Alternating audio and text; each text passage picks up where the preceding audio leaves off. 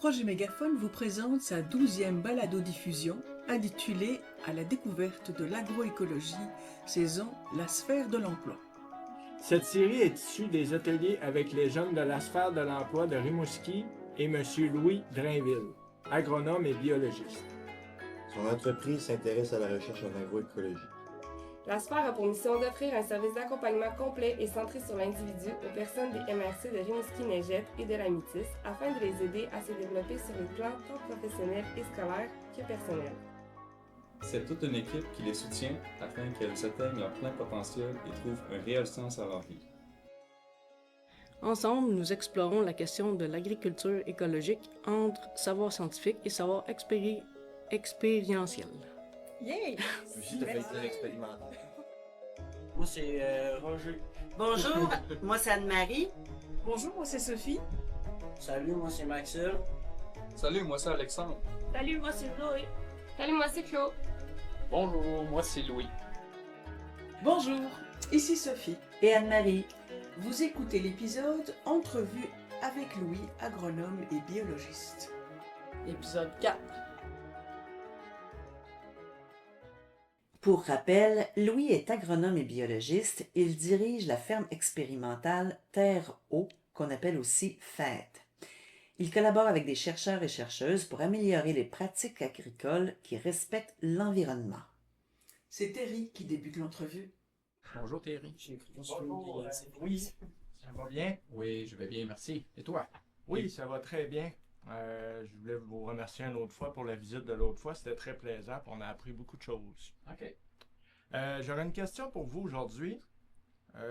Qui ou quoi a été ton plus grand défi dans ta vie professionnelle? Je pense que les ressources humaines et les collaborations professionnelles. Notamment celle avec des collègues agronomes, qui est très difficile. Dans mon monde à moi, là, les collaborations entre agronomes, il y en a, mais généralement, ce sont des collaborations juste plus factuelles. Mais le plus grand enrichissement que j'ai eu, c'est d'avoir des collaborations en recherche. C'est à ce moment-là que j'ai commencé à avoir vraiment du plaisir à travailler. Ça fait quand même peut-être 10-15 ans là, que j'ai ces collaborations-là. Puis à partir de ces collaborations-là, là, j'ai pu retrouver mon chemin professionnel, puis entre guillemets, des valeurs aussi qui me rejoignaient davantage, des valeurs qui sont axées sur la connaissance. Puis c'est avec vraiment des chercheurs que ça s'est manifesté. Et très fréquemment, il y a des remises en question, parce que les défis sont constants. Quand c'est pas un défi à l'égard des ressources humaines, c'est un défi à l'égard des ressources financières. C'est un défi à l'égard en fait, en travaillant avec l'agriculture, on travaille avant toute chose avec le climat. Les relations personnelles, ce qui est peut-être le plus difficile, c'est le mode d'entrepreneur dans lequel on vit versus nos relations personnelles, qui ont la capacité de nous affecter dans un sens comme dans l'autre. Et ces relations personnelles-là, que ce soit en amour ou avec les enfants, on a l'obligation comme entrepreneur de trouver un certain équilibre dans ce monde-là, parce qu'on est toujours, moi personnellement, je suis pratiquement toujours en affaires. Comment tu fais, Louis, pour faire attention, pour prendre soin de ta santé mentale à travers ce rythme de vie-là qui semble assez effréné? Oui, c'est assez occupant. C'est une occupation mentale permanente. Quand tu es venu visiter le site, tu as remarqué à quel point il y avait beaucoup d'oiseaux, puis à matin, je me suis levé, il était quand même 5h30, 6h. Puis la première chose que je fais, je vais sur la galerie, puis j'écoute les oiseaux, puis j'ai un moment de pause. Le soir, je peux faire la même chose avec les grenouilles ou avec d'autres. Je me retrouve beaucoup dans les champs ou dans les sons de ce que je peux observer à l'extérieur. C'est très inspirant, Louis, sur cette belle lancée. Ça va être tout pour moi. Je te remercie vraiment beaucoup d'avoir pris le temps de nous répondre. On passe maintenant à Alexandre qui s'intéresse aux aspects plus techniques de la viticulture. Bonjour, mon nom est Alexandre. Je suis heureux de recevoir aujourd'hui Louis de l'entreprise Terre-Eau. Bonjour Alexandre. Tu nous avais expliqué le type de sol avec lequel tu travailles, entre autres le sol de 400 millions d'années, vraiment impressionnant. Je me demandais comment les racines des vignes s'organisent dans ce type de sol. En fait, quand je vous ai présenté les sols, je vous ai présenté une petite nuance à apporter. Je vous ai présenté le sol, qui est la couche superficielle, et je vous ai présenté aussi le sous-sol, qui est la roche-mère. Oui, C'est elle qui a 400 millions d'années. La surface, elle a 10 000 ans. C'est quand même une petite nuance de différence. Mais cela dit, pour pénétrer dans le sous-sol, la racine, pas tous, mais quelques racines réussissent à se faufiler à travers les feuillets de schiste. Parce que le schiste, la manière qui est disposé, il est souvent disposé en feuillets, et les racines réussissent à pénétrer à travers les feuillets et via les exudats racinaires. Oh, une petite minute là. Petite parenthèse narrative pour expliquer le terme exudat racinaire. D'abord, faut savoir que sous nos pieds, des milliards de petites vies s'activent, toutes ayant une place et une mission définies. Et dans ce monde très peuplé, la racine a une place de choix. C'est elle qui pilote la vie autour d'elle. Pour cela, elle a une arme infaillible, c'est sucre. Les exudats racinaires, ou rhizodépôts, c'est donc un ensemble de substances organiques qui est émis par une racine. Ces substances organiques sont formées de molécules qui collent ensemble les particules du sol, du sable, du limon et de l'argile avec l'humus. Ces petits agrégats permettent à l'eau et à l'air de circuler, aux racines de proliférer et ultimement au sol d'être plus productif. Voilà, on te laisse poursuivre, Louis. C'est quand même intéressant de voir comment la nature travaille. La nature travaille, puis ça va contribuer à former le sol de surface. Plus le système racinaire va s'approfondir, plus il va y avoir aussi un phénomène de gel et de dégel qui va survenir. Bon, ça va mettre fin pour ma question aujourd'hui. Okay. Je te remercie beaucoup. Ça me fait plaisir. J'espère que je n'ai pas été trop scientifique dans ma réponse. Non, c'était très intéressant. OK. Il faut être patient. C'est dans les valeurs, la patience, là, c'est... Puis comme quand tu es une racine de plante, là, pour former un sol, il faut être très patient. Moi, dans le fond, je me posais une question. Après avoir fait la visite, on s'est rendu compte à quel point vous preniez en compte tous les facteurs de l'environnement pour les intégrer dans la culture, en fait, des raisins, des vignes. Je voulais savoir, est-ce que vous preniez aussi en compte les cycles de la Lune dans votre production? Non. Non? Pas du tout. Pas du tout. Non. En fait, c'est intéressant que tu poses la question, parce que là, on parle de biodynamie. Oui. OK. Ce qui est intéressant avec la biodynamie, c'est lorsqu'on a des résultats positifs que les gens vont associer à la biodynamie, souvent, derrière ça, c'est que les gens ne se sont pas posé les questions sur les paramètres scientifiques qui expliqueraient les rendements. Okay. Lorsque les gens le font, ils se rendent compte que, il y a des composantes scientifiques derrière ça, qui fait que ces rendements-là ne sont pas nécessairement associés au cycle de la Lune, mais sont associés à différents paramètres scientifiques qui expliquent le rendement. Et quand j'étudiais à l'université, justement, j'avais des questions avec un chercheur en biodynamie, puis il me répond ça, mais par un exemple plus concret. En biodynamie, on utilise par exemple des cornes de bœuf, dans lesquelles on peut mettre du fumier, puis qu'on laisse macérer, puis qu'après ça, on étend ça sur les sols, puis on peut avoir une augmentation de rendement. Lui, il trouvait ça intéressant comme théorie, le chercheur, puis moi aussi. Sauf que quand tu creuses un petit peu, à l'intérieur de la corne de bœuf, il y a de la kératine. Lorsqu'on met le fumier là-dedans, ben, il y a une portion de ce fumier-là qui va dégrader et possiblement retirer certains éléments que tu peux après ça micro-épandre un peu partout et qui ont la capacité de résoudre ce qu'on appelle la loi du facteur limitant. Ben, ça m'amène une autre question en fait. Est-ce que on sait que votre culture permet de prouver, ou en tout cas d'affirmer des tests que vous avez déjà étudiés auparavant. Est-ce que le vignoble peut servir aussi à faire des tests que après vous allez valider avec la recherche? On est rendu là. OK. On est carrément rendu là. C'est au tour d'Anthony de poser ses questions. On veut en savoir davantage sur les différentes pratiques. Bonjour, moi c'est Anthony. Aujourd'hui, on est avec Louis. Puis j'avais une question pour vous. Comment faites-vous pour rester à jour dans les connaissances de pointe de au niveau du vignoble, etc. Je pense même pas qu'on est à jour présentement. On est encore en mode rattrapage. De par le fait qu'on est tout seul, on est seul. Ouais. On n'a pas les ressources au niveau de la connaissance scientifique qu'on peut aller chercher au niveau de la vie. Ma façon, ou du moins une des façons, c'est d'initier des projets de recherche qui vont me motiver à aller chercher plus de connaissances. 2, c'est d'aller sur place ou de changer ou d'aller visiter des vignobles. Pour pouvoir juste me confronter avec ma réalité. À partir du moment où je déménage dans un pays, je vais visiter des vignobles quand il y en a, c'est partout. Oui, je suis allé en France il y a 3 semaines, en Alsace, pour notamment en visiter. OK. Puis souvent, ils ont des pratiques différentes, j'imagine? Ah, complètement. La vigne est une plante qui se cultive partout dans le monde. Il existe des milliers de variétés de cépages. La vigne s'adapte donc à différents climats. Quand on a visité la culture de Louis, on a remarqué que la vigne était taillée de 30 à 45 cm de haut. Louis nous explique comment cette pratique permet aux vignes de s'adapter à notre climat. C'est-à-dire la neige s'accumule sur les vignes. C'est Donc la neige isole les bourgeons, isole les racines aussi, mais isole les bourgeons.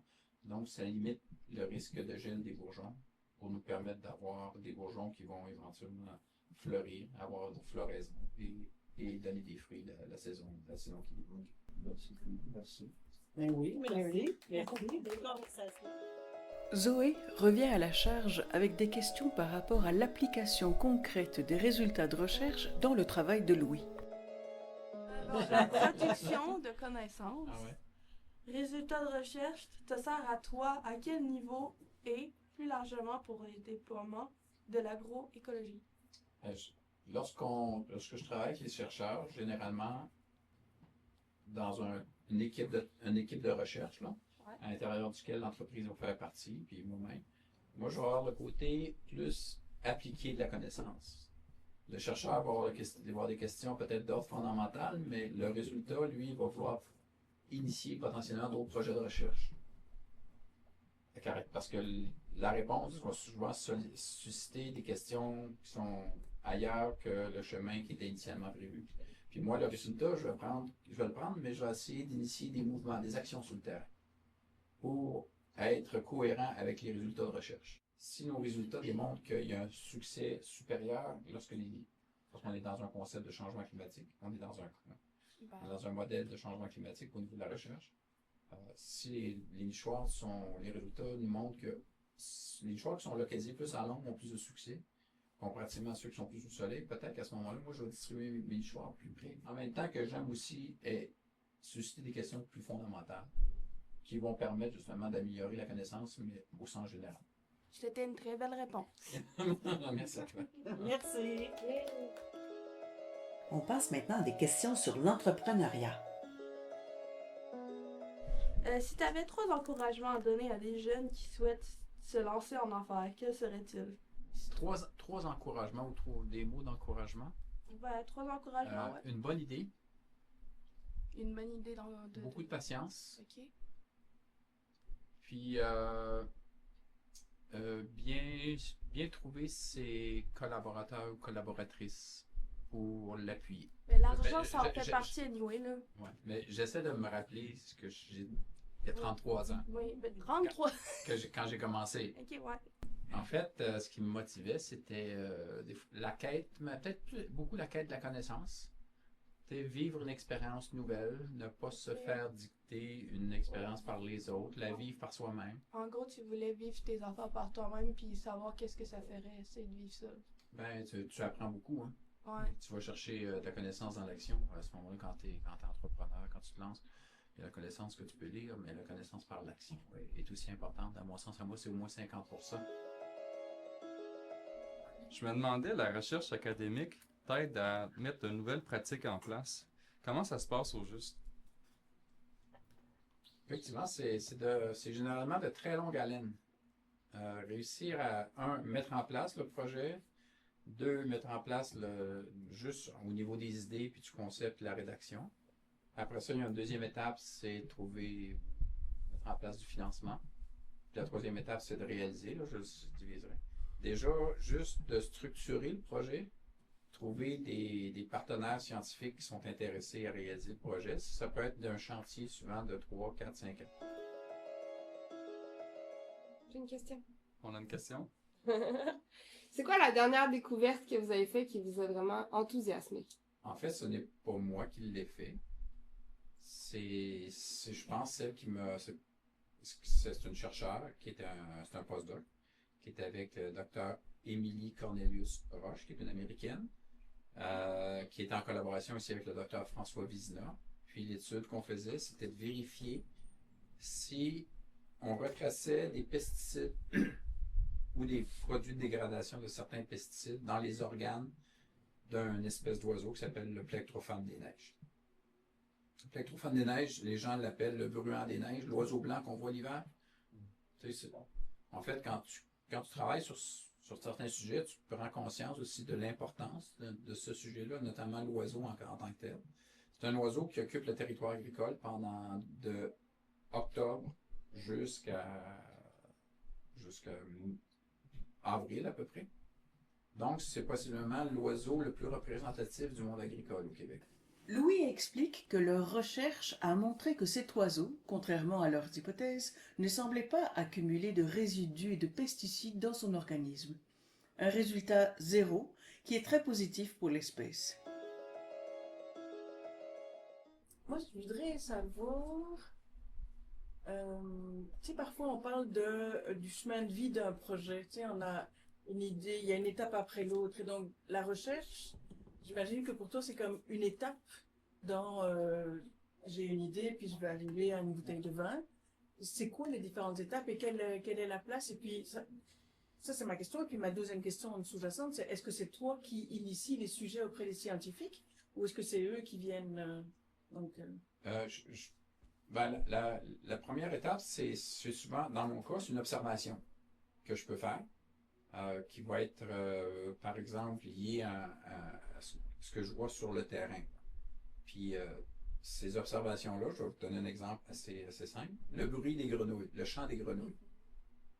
Pour moi, c'est un élément, l'acoustique, la physique, c'est un élément important dans le paysage agroécologique. Est-ce que le bruit des grenouilles a la capacité d'attirer les oiseaux dans un périmètre, par exemple, de 3, 4, 5 km, de telle sorte que les oiseaux s'en viennent chez nous, vont nicher davantage, vont nourrir plus de jeunes et ils vont contrôler davantage mes insectes? Ça, c'est une question, une hypothèse que j'ai soumise.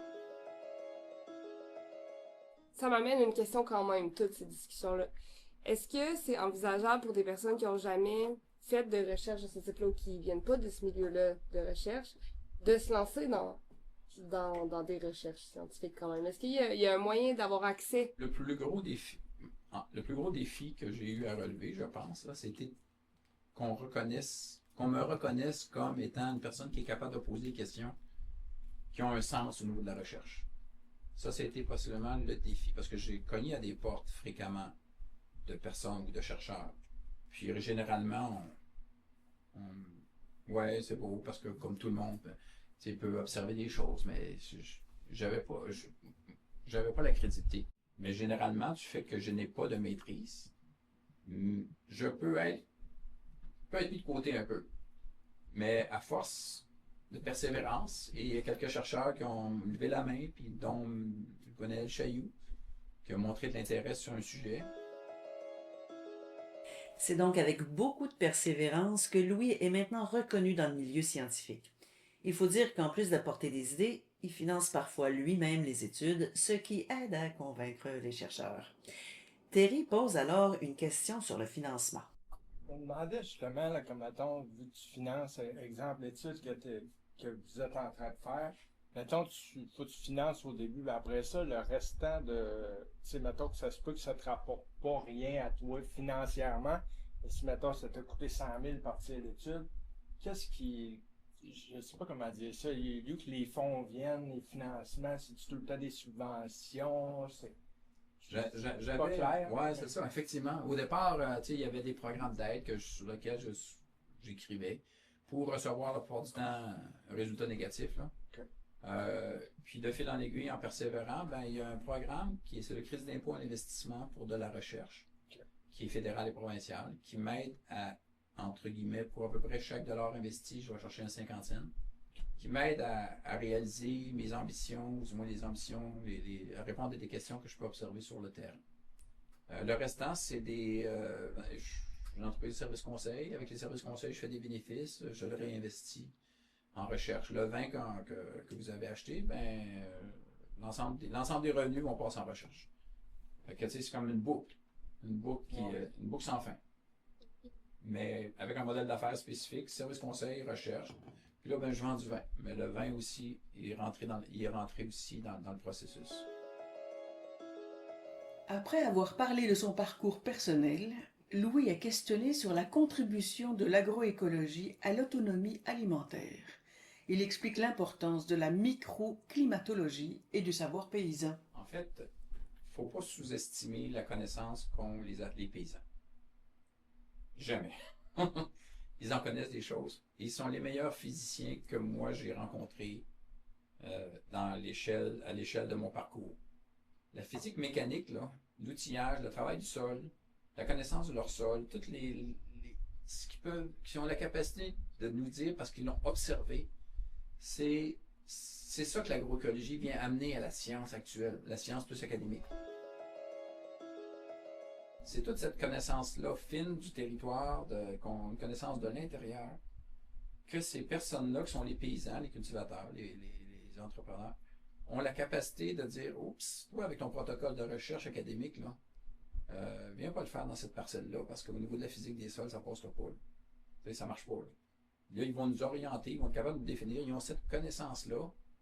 Et c'est moi, avec une connaissance plus académique, que je peux peut-être les influencer, de dire, mais là, rajoute cette connaissance-là aux connaissances que tu as déjà. En tout cas, c'est un peu dans le modèle de l'agroécologie, c'est-à-dire que chacun apporte sa connaissance à un nouveau modèle de production, mais qui est orienté vers des éléments qui sont beaucoup plus, qui concernent davantage l'environnement, je te dirais. Les paramètres environnementaux qu'on voit autour de nous. En fait, qui sont de nature, que moi j'appelle le paysage.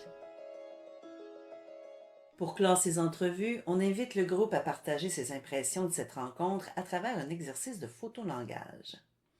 Merci Zoé, Alexandre, Terry, Maxime et Chloé qui accompagnent le groupe. Et bien sûr, un énorme merci à Louis. Tu as répondu avec une grande générosité à toutes nos questions. Moi, j'ai choisi une image où on voit la mer un peu mélangée avec le ciel puis tout ça. Parce que moi, cette séance-ci, je me suis sentie un peu là puis pas là. J'étais un peu plus dans ma tête, pour être honnête. J'étais vraiment plus dans ma tête en train de faire mes affaires, mais j'écoutais quand même. Moi, j'ai pris ça. Parce que, après ça, c'est quoi ça, votre question? C'est une espèce de gros ballon. Un gros ballon en forme de pieuvre, soleil ou je sais pas trop quoi. Parce que ça représente la créativité, le bonheur, le côté estival, la chaleur. Il faut profiter de l'été qui s'en vient. Est-ce que j'en déduis que tu te sens heureux présentement? Ouais. Moi, j'ai choisi cette drôle d'image-là. La voir ou la comprendre pas encore. Dans le fond, c'est que ce que ça représente pour moi, puis en lien avec ce qu'on a fait, c'est que qu'on parle d'une fleur, qu'on parle de quoi que ce soit, la nature, ça a besoin de merde pour grandir. Je l'avais dit l'autre fois dans un autre atelier. Puis moi, je me sens un peu comme la petite roche de même là, dans la vie. Là. Je recommence à zéro, fait que je suis pris comme dans les catacombes de moi-même. On va dire ça de même. Puis elle me dit aussi une phrase que notre ami Lou, il a répété un peu que souvent le temps va finir par réparer les choses, les arranger, ou au moins nous aider à accepter les choses comme elles sont. Fait que c'est ça. J'essaie de changer cette petite expression-là pour un petit sourire puis continuer d'avancer. J'ai deux images. Moi, c'est le processus dans lequel je me suis engagé quand vous m'avez contacté, là, qui était au départ, qui ressemblait peut-être à ça. Très flou, mais en même temps plein de potentiel. Puis à la fin, j'ai fait un nouvel apprentissage, puis ça fait partie maintenant de mon bagage, et j'en suis très fier. J'adore l'expérience, je l'ai adoré jusqu'à présent. La première affaire que je remarque, c'est les lumières, les multicolores, tout ça. Puis moi, je suis un gars beaucoup connecté, puis tu sais, j'ai beaucoup de lumière chez nous, là, des LED multicolores, puis de m'être déconnecté de ça, puis d'être allé au vignoble, puis justement de faire ces activités-là, ben, ça me fait du bien, ça m'en apprend, puis ça me fait sortir de ma zone de confort. Ça fait du bien. J'ai beaucoup aimé ce que tu as nommé sur le savoir paysan aussi. Quelque chose sur à quel point des fois on sous-estime, puis j'avais sous-estimé en posant la question, à quel point souvent on va sous-estimer les connaissances qu'on a à l'intérieur de nous qui ne sont pas nécessairement dans des livres d'école, mais qui font partie de nous.